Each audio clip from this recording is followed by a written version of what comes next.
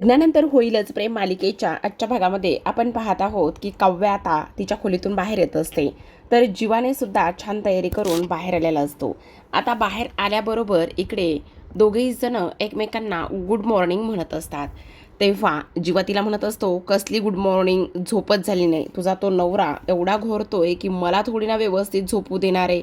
तेव्हा काव्या म्हणत असते, हो हो, सगळी चूक तुझीच आहे. एवढी बायको समोर असताना तू माझ्या नवऱ्याबरोबर झोपतोयस, तुला असं कळायला हवं. त्यावर इकडे आता तो म्हणत असतो, हो का, एवढं आहे तर तुझी बहीण आहे कुठे, शी बाबा.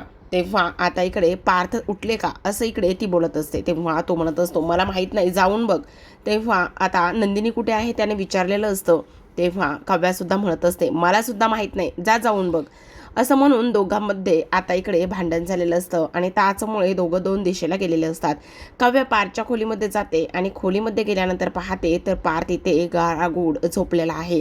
तर दुसऱ्या बाजूला जीवाचं लक्ष किचनमध्ये असलेल्या त्या नंदिनीकडे जातं आणि किचनमध्ये असलेल्या नंदिनीकडे गेल्यानंतर तो म्हणत असतो, अरे रे माझी बायको इथे सकाळपासून स्वयंपाक बनवते, बहुतेक माझ्यासाठीच ती डब्बा बनवत असेल असा विचार इकडे आता तो करू लागतो. तेव्हा इकडे काव्या पारच्या खोलीत जाते आणि म्हणत असते, अरे माझं ते किती ग गोड बाळ अजून सुद्धा झोपलेलं आहे. खरं तर आता यांची मॉर्निंग स्पेशल करायला हवी.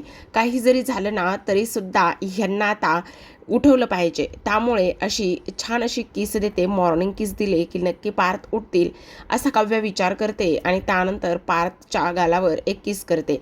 तेव्हा पार्थ म्हणत असतो, हां आता मात्र माझी सकाळ आहे ती बेस्ट झालेली आहे असं इकडे तो म्हणत असतो. तेव्हा काव्या म्हणते, काय चाललंय देशमुख तुमचं, म्हणजे तुम्ही जागेच होता आणि नाटक करत होतात. तेव्हा पार्थ म्हणत असतो, हो कारण माझ्या पट्टराणीकडून एवढी गोड सकाळ करून घ्यायची असेल तर थोडंसं नाटक केलं तर काय फरक पडतो. त्यावर काव्या म्हणत असते, हो का, एवढं रोमॅन्टिक आणि त्याचबरोबर आज उठायचं नाही आहे का तुम्हाला, उठू शकता की नाही. त्यावर पार्थ म्हणत असतो, हो कारण हा व्हॅलेंटाईन आठवडा सुरू आहे, जर माझी काव्या माझी व्हॅलेंटाईन राणी होण्यासाठी तयार असेल तर उठायला काय हरकत आहे. तेव्हा काव्या म्हणत असते, हो तर ही पट्टराणी ह्या सिंगेश्वर महाराजांची इथे राणी होण्यासाठी तयार आहेच खरी, पण तेव्हा पार्थ म्हणत असतो, हो तर तेव्हा काव्या म्हणते, हे एक जन्म नाही तर हे जन्मोजन्मीचं प्रेम आहे. तेव्हा पार्थ मुद्दाम तिची मस्करी करतो आणि तेव्हा काव्या म्हणत असते, काय काय काय म्हणालात, काय एकाच जन्मात तुम्हाला मी कठीण झाले, नको झाले. तेव्हा पार्थ म्हणत असतो, नाही नाही, एका जन्मात कठीण आणि एका जन्मात ह्या सर्व गोष्टी अशा अजिबातच नाही आहेत. पण त्याचं काय आहे ना, सगळ्यात महत्त्वाची गोष्ट म्हणजे की आता काही जरी झालं ना तरी सुद्धा तुम्ही मला इथे जन्मोजन्मी हव्या आहात असं सुद्धा आता इकडे तो तिला बोलत असतो. त्याचबरोबर हे सर्व काही बोलत असताना आता आपण पाहतो की इकडे जी काही काव्या आहे ती म्हणत असते, पण मला कळत नाहीये ना, इकडे नंदिनीताई आणि त्याचबरोबर जीवा ह्या दोघांना सुद्धा इथे एकत्र कसं आणायचं त्याच गोष्टी मला इथे समजत नाहीयेत असं सुद्धा आता इकडे ती बोलत असते. आता हे सर्व काही बोलल्यानंतर आपण पाहतो की इकडे जो काही पार्थ आहे तो म्हणत असतो, हो ना तेच तर समजत नाही. तेव्हा काव्या म्हणते, देशमुख मला एक गोष्ट सांगा, तुम्हाला मी एक व्हिडिओ पाठवला होता, तो व्हिडिओ तुम्ही नंदिनीताईला जीवाला दाखवला का, म्हणजे तो जर व्हिडिओ तुम्ही जीवाला दाखवला असेल ना तर म्हणजे नक्कीच तो व्हिडिओ पाहून सगळं काही व्यवस्थित झालं असेल असं काव्या बोलत असते. त्यावर पार्थ म्हणत असतो, कसला आणि कोणता व्हिडिओ. तेव्हा काव्या शॉक लागल्यासारखीच उठून बसते आणि म्हणत असते, काय चाललंय देशमुख तुमचं, मी रात्री एवढ्या मेहनतीने नंदिनीताईचा तो व्हिडिओ बनवला आणि व्हिडिओ बनवल्यानंतर मी असा विचार केला की तो व्हिडिओ तुम्ही इकडे जीवाला दाखवाल आणि त्यानंतर त्याला नंदिनीताईचं प्रेम आणि त्या सर्व गोष्टी समजतील. चला उठा, आता काहीतरी करावं लागेल त्या दोघांना एकत्र आणायला. तेव्हा पार्थ म्हणत असतो, सॉरी काव्या, तुम्ही एवढ्या मेहनतीने तो व्हिडिओ बनवला पण माझं चुकलं, मी दाखवलंच नाही, मी विसरलो, मी झोपलो, मलाच नाही समजलं, मी आता काहीतरी करण्याचा प्रयत्न करतो असं म्हणून दोघेही जणी उठतात आणि खाली किचनमध्ये जात असतात. आता दोघेही जण किचनमध्ये गेल्यानंतर त्या दोघांनाही ते दोघे शोधत असतात. तेव्हा समोरचं दृश्य पाहतात तर काय, इकडे जीवा आणि त्याचबरोबर नंदिनी हे दोघेही जण किचनमध्ये असतात. पार्थ म्हणत असतो, बघा बघा बघा, दोघेही जण किचनमध्ये आहेत, तुम्ही कधी जाणार का असं किचनमध्ये, नंदिनीकडून जरा शिका, बघा त्या कसं स्वयंपाक बनवतायत किचनमध्ये जाऊन. आता काव्या म्हणत असते, काय देशमुख हे तुमच्या लक्षात येतंय का ते स्वयंपाक कमी आणि भांडतायत जास्त, कारण इकडे आता जीवा जेव्हा किचनमध्ये जातो तेव्हा तो नंदिनीशी बोलत बोलत असतो आणि नंदिनीशी बोलत असताना त्याने विचारलेलं असतं, नंदिनी तू आज स्वयंपाक माझ्यासाठी करतेस का? कारण त्याने ठरवलेलं असतं की असू देत, किती आपण ताणणार आहोत, ताणायला नको, कारण आज आता प्रेमाचा आठवडा सुरू आहे, थोडंसं प्रेमाने सुद्धा बोलूयात, म्हणून तो किचनमध्ये गेलेला असतो.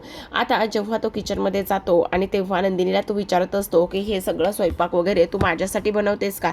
तेव्हा नंदिनी म्हणत असते, अजिबात नाही, मी आणि तुमच्यासाठी का आणि कशामुळे स्वयंपाक बनवू? मी तुमच्यासाठी स्वयंपाक वगैरे अजिबात बनवत नाही.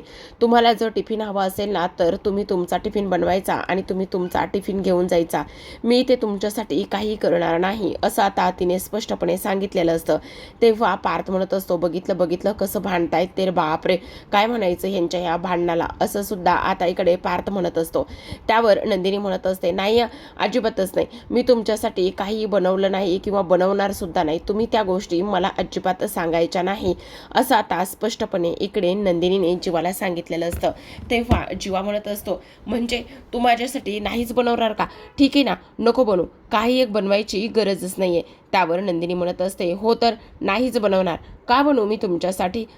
बोला ना, एवढा बायकोचा आवाज खराब झालाय तर त्या वरून तुम्ही मला इकडे टोचून बोलताय, पण तुमच्याकरिता तुम्ही असा नाही विचार केला की बाबा बायकोचा एवढा आवाज बसलाय, तिच्यासाठी औषध वगैरे ह्या सर्व गोष्टी आणाव्यात म्हणून, तर आता तुम्ही माझ्याशी असं पद्धतीने बोलणार आहेत? त्यावर आता इकडे जीवा म्हणत असतो, अरे म्हणजे तुझा आवाज बसलाय, तुझ्यासाठी मी ते औषध आणायचं आणि आता तू त्या गोष्टीवरून माझ्याशी भांडणार आहेस? आता इकडे पार्थ आणि काव्या म्हणत असतात, बापरे बाप, बघितलं कसं छान छान भांडतायत म्हणून, बघितलं ना?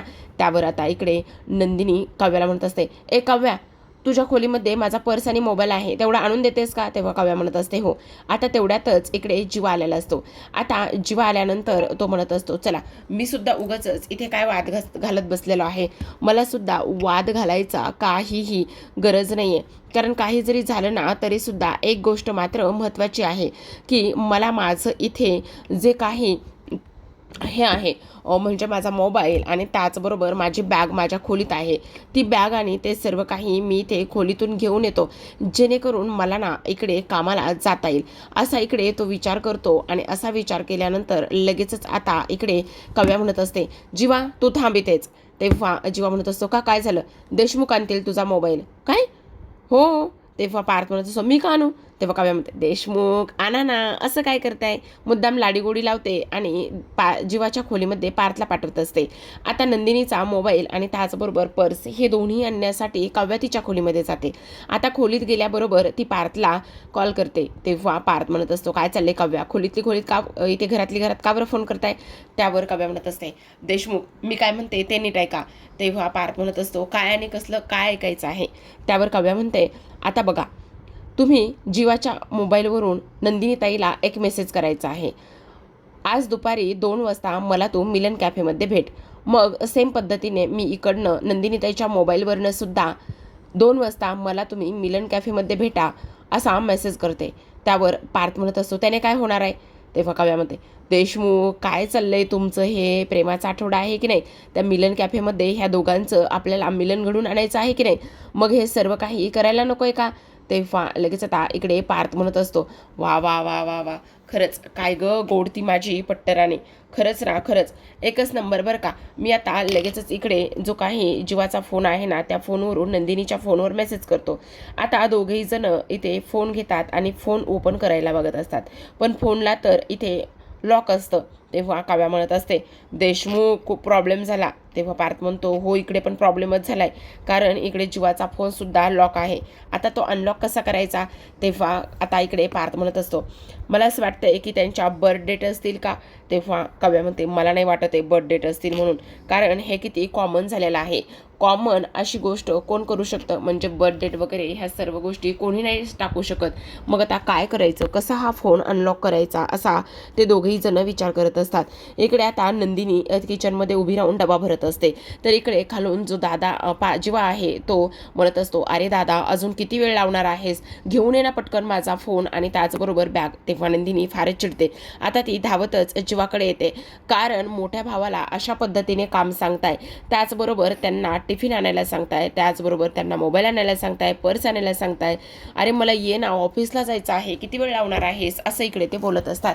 तेव्हा लगेच आता नंदिनी धावतच जीवाकडे येते आणि म्हणत असते, वा वा वा वा वा वा, काय बोलायचं आता, खरंच ना, मोठ्या भावाला स्वतःचा मोबाईल आणि त्याचबरोबर स्वतःची बॅग हे दोन्ही आणायला सांगितलं आहे, स्वतःची कामं स्वतः करायला अजिबात जमत नाही आहे का हो तुम्हाला. आता असं बोलल्यानंतर जीवा म्हणत असतो, एक मिनिट, काय चाललंय तुझं. त्यावर इकडे दुसऱ्या बाजूला काव्याने आता पार्थला सांगितलेलं असतं की मी काय म्हणते, आता ते बाहेर तर भांडणं सुरूच आहेत त्यांची, पण काय बरं इथे पासवर्ड असू शकतो. पार्थ विचार करा, आपल्याकडे खूप कमी वेळ आहे. तेव्हा काव्या सुचवते, ती म्हणत असते जीवांदनी असू शकतो का, असं म्हटल्यानंतर आता इकडे पार्थ म्हणत असतो, बरोबर, ट्राय करून बघूया. असं म्हणून आता जीवांदनी असा पासवर्ड दोघेही जण टाकतात आणि दोघेही जणांनी पासवर्ड टाकल्यानंतर तो फोन जो आहे तो आता इकडे अनलॉक झालेला असतो. आणि फोन अनलॉक झाल्यानंतर इकडे काव्या म्हणत असते, देशमुख फोन उघडला. तेव्हा पार्थसुद्धा तिकडून ओरडत असतो, काव्या मोबाईलचं लॉक उघडलं, बरं झालं, चला आता मेसेज टाईप करा. तेव्हा आता इकडे जीवासुद्धा नंदिनीच्या मोबाईलवर सेम तोच मेसेज करतो. तर इकडे आता काव्याने सुद्धा नंदिनीच्या मोबाईलवरून सेम जीवाला त्याच पद्धतीने मेसेज केलेला असतो आणि बाहेर दोघेही जण मोबाईल घेऊन आलेले असतात. आता काव्या सुरुवातीला नंदिनीला मोबाईल देते आणि म्हणत असते, बघ एकदा. तेव्हा ती म्हणते, असू देत, बघते, जाताना आनंदनिवासला जायचे, उशीर होतोय. त्यावर इकडे पार्थने सुद्धा तो मोबाईल जीवाला दिलेला असतो आणि त्याला सांगितलेलं असतं, अरे काय करतोयस, बघ ना अगोदर. त्यावर लगेच आता जीवा म्हणत असतो, असू दे, ऑफिसला जायचं, लेट होते, बघतो ऑफिसला गेल्यावर. असं म्हणून दोघेही जण जातात. आता काव्या आणि त्याचबरोबर पार्थ दोघेही जण एकमेकांना म्हणत असतात, आता खरं तर यांच्या मोबाईलवर आपण इकडे मेसेजेस करून ठेवलेले आहेत, पण आता काव्या म्हणते, देवा एक प्रार्थना करते तुझ्याकडे, ह्या दोघांनीही वेळेत तो मोबाईल आणि तो मेसेज बघू दे, म्हणजे कमवलं, नाही तर वाटच लागू शकते, असं सुद्धा आता इकडे ती बोलत असते. आता ह्या सर्व काही गोष्टी इथे बोलल्यानंतर जो काही पार्थ आहे तो म्हणत असतो, आता काय चाललंय तुमचं, आपलासुद्धा व्हॅलेंटाईन आठवडा आहे की नाही, म्हणजे मला एक गोष्ट सांगा सगळ्यात महत्त्वाची, त्या दोघांचं तर इकडे कॅफेमध्ये मिलन होणारच आहे, पण आपलं काय आहे, आपलंसुद्धा इकडे आता मिलन होणारच आहे ना. त्यावर लगेच आता इकडे पार्थ म्हणत असतो, हो का, हो. तेव्हा काव्या म्हणत असते, हो देशमुख, असं करायचं आहे का आता, हो, मी तर तुम्हाला मॉर्निंग किस दिलेलीच आहे, पण मी मॉर्निंग किस दिल्यानंतर मला मात्र माझं रिटर्न गिफ्ट वगैरे काहीच भेटलं नाही आहे, मला माझं रिटर्न गिफ्ट भेटायला हवं आहे की नाही, असं सुद्धा आता इकडे पार्थ म्हणत असतो. तेव्हा तो लगेच काव्याला हातावर उचलून घेतो आणि हातावर उचलून घेऊन बेडरूममध्ये घेऊन येतो. आता बेडरूममध्ये घेऊन आल्यानंतर काव्या म्हणत असते, एक मिनिट देशमुख, तुम्हाला मॉर्निंग मी दिलेलं रिटर्न गिफ्ट द्यायचं आहे ना, तर मग ब्रश करणार नाही आहेत का, जा पटकन ब्रश करून या. असं म्हणून आता पार्थला ती ब्रश करायला पाठवते. तेवढ्यातच मानिनी आलेली असते. आता मानिनी आल्यानंतर ती म्हणत असते, पार्थ काव्या. तेव्हा काव्या म्हणत असते, हां आई बोला ना. तेव्हा अगं पार्थ दिसत नाही आहे, तुमचं बाळ ना इकडे ह्याच्यामध्ये गेले, वॉशरूममध्ये गेले, ब्रश करायला गेले, ब्रश करायचं राहिला आहे ना, म्हणजे ब्रश केल्यानंतर त्यांना हवं ते भेटणार आहे, असं इकडे मुद्दाम काव्या म्हणत असते. त्यावर मानिनी म्हणत असते, बहुतेक व्हॅलेंटाईन डेचा प्रेमाचा रंग चांगलाच चेहऱ्यावर सुद्धा दिसतोय आणि चांगलाच दोघांमध्ये सुद्धा दिसतोय. त्यावर काव्या म्हणत असते, हो, पण आता काय आहे ना, मनूसाठी विकीने जो काही इथे व्हॅलेंटाईनचं वास जो आहे ना, तो सुद्धा आमच्यापर्यंत पोहोचला आहे बरं का. विकीचा मनूसाठी तो वास आमच्यापर्यंत पोहोचला आहे, म्हणजे तिला काय म्हणायचं आहे, गजऱ्याबद्दल म्हणायचं आहे. त्यावर मानिनी म्हणत असते, हो मग आता व्हॅलेंटाईन डे आहे म्हटल्यावर माझ्या नवऱ्याने माझ्यासाठी गजरा आणला आहे, म्हणजे विक्रम नेहमीच आणतो पण आज खास करून आणलेला आहे. तेव्हा काय गं सासूची थट्टा करतेस, सासूची मस्करी करतेस. तेव्हा काव्या म्हणत असते, सासूची मस्करी असं नाही करत आहे, पण त्या सासूमध्ये असलेल्या माझ्या गोड मैत्रिणीची मस्करी करते. त्यावर मानिनी म्हणत असते, ठीक आहे ग, असू दे, काही फरक पडत नाही मला, असू दे, तू केलेली मस्करी मला मात्र आवडलेली आहे, असं सुद्धा आता इथे ती बोलत असते. आता ह्या सर्व काही गोष्टी बोलल्यानंतर इकडे लगेचच पार्थ आलेला असतो आणि पार्थ म्हणत असतो, ठणठणान, मी ब्रश करून आलेलो आहे, कुठे आहे माझं गिफ्ट. त्यावर मानिनी म्हणत असते, अगो बाई, आता ब्रश केला आहे तर मग गिफ्ट हवंय, काय गिफ्ट हवंय? तेव्हा आता इकडे पार्थ म्हणत असतो, आई तू इथे? तेव्हा लगेच आता काव्या म्हणत असते, का? ते तुमच्या आई आहेत ना, इथे येऊ शकत नाही का? तेव्हा मानिनी सुद्धा म्हणते, काय रे पार्थ, मी इथे येऊ शकत नाही का? मी तुझी आई आहे ना. त्यावर पार्थ म्हणत असतो, नाही गाई तसं नाही, तू येऊ शकतेस, पण काय मॉर्निंग गिफ्ट काय हवंय का? म्हणजे काय चाललंय का? त्यावर काव्या म्हणत असते, हां आता काही तुम्ही ब्रश केला आहे म्हटल्यावर तुम्हाला काही हवं होतं का? बोला ना पार्थ, सांगा ना, काही हवं होतं का तुम्हाला? आई काहीतरी विचारतायत तुमच्या. अरे हो पार्थ, आता ब्रश केला आहेस तर असं काय झालंय, सांग ना, बोल ना, काय झालेलं आहे? तेव्हा काव्या मुद्दामच पार्थची खेचत असते आणि म्हणत असते, सांगा ना देशमुख, असं काय करताय? त्यावर पार्थ मात्र आता इकडे मानिनीला म्हणत असतो, आई तू इथे काय करते, चल बरं बाहेर, चल बरं बाहेर. तेव्हा आता इकडे ती म्हणत असते, मी माझ्या सुनेकडे आले होते, माझ्या सुनेकडे माझं छोटंसं काम आहे. त्यावर आता काव्या म्हणत असते, जायला तर पाहिजे, असू दे, थोडंसं तरसू देत ह्या बोक्याला, मी मानिनी आईबरोबर जातेच. आता इकडे पार्थ जो आहे ना, तो मानिनीला बाहेर काढत असतो. तेव्हा काव्या मुद्दामच म्हणत असते, काय हो देशमुख, देशमुखांचा सख्खा एकुलता एक मुलगा इकडे सख्ख्या आईला, एकुलते एक आईला चक्क खोलीच्या बाहेर काढतोय, काय चाललंय तुमचं देशमुख? त्यावर लगेच आता इकडे मानिनी म्हणत असते, नाही ग, असू दे असू दे, त्याला त्याचं मॉर्निंग गिफ्ट हवंय ना, म्हणून हे सगळं काही चाललंय. पण आता इकडे मानिनी म्हणत असते, अगं काव्या ऐक ना, माझं तुझ्याकडे छोटंसं काम होतं, तू येतेस का माझ्याबरोबर? त्यावर लगेच आता इकडे जी काही आपली मानिनी आहे ती म्हटल्यानंतर आता मुद्दाम काव्या म्हणत असते, हो आई चालेल ना, मी येते तुमच्याबरोबर. आणि त्यानंतर मनामध्येच म्हणत असते, असू दे, ह्यांना देशमुखला थोडंसं तडफू देत, आता ह्यांचीसुद्धा थोडीशी मजा घेतलीच पाहिजे ना, असं आता मुद्दाम काव्या बोलते. आणि त्यानंतर इकडे आता मानिनी म्हणत असते, पार्थ तू फार जास्त लबाड होत चाललेला आहेस ना, काय चाललंय काय तुझं? त्यावर तो म्हणत असतो, नाही नाही, लब्बाड वगैरे कुठे गाई, मी अजिबात लब्बाड वगैरे अजिबातच नाही. तेव्हा काव्या म्हणते, मग सांगा ना, सांगा, एवढं काय झालेलं आहे? म्हणजे तुम्ही एवढा ब्रश करून आला तर एवढं काय झालंय? बोला ना बोला, काही हवं होतं का तुम्हाला? कसलं रिटर्न गिफ्ट वगैरे हवं होतं का? सांगू शकता, जर काही हवं असेल तर बोला ना बोला. त्यावर लगेच आता इकडे काव्या म्हणत असते, चला आई, आपण ह्यांच्या नादाला उगाचच कुठे लागायचं आहे? नको नको, ह्यांच्याला नादाला लागून ना काही होणार नाही, चला मी तुमच्याबरोबर येते. असं म्हणून काव्या आता खोलीच्या बाहेर निघालेली असते. काव्या खोलीच्या बाहेर गेल्यानंतर इकडे आता दुसऱ्या बाजूला आपण पाहतो की जो जीवा आहे त्याने मेसेज पाहिलेला असतो आणि तो नंदिनीला कॉल करत असतो. तर सेम पद्धतीने नंदिनीने सुद्धा तो मेसेज पाहिलेला असतो आणि ती सेम पद्धतीने जीवाला फोन करत असते. त्या नंदिनी इकडे म्हणत असते, शी, एवढा मेसेज करून ठेवलाय आणि फोन नाही करावासा वाटला किंवा मला बोलावंसं नाही वाटलं, दोन शब्द काय बोलायचं आता? काय चाललंय ना तेच मला काही कळत नाही आहे. खरं तर घरी एका शब्दाने सुद्धा बोलले नाही येतं आणि आता मेसेज करून ठेवलाय. त्यावर आता इकडे जीवा फोन करत असतो, पण नंदिनीचा काही केल्या फोन लागत नसतो आणि त्यामुळे तो आता विचार करतो, शिवबा फोनसुद्धा लागत नाही, आता काय करायचं? जाऊ दे, असू दे, मरू दे, जाऊनच भेटलं पाहिजे तिकडे, असं सुद्धा तो आता विचार करतो. तसंही किती ताणायचं ना.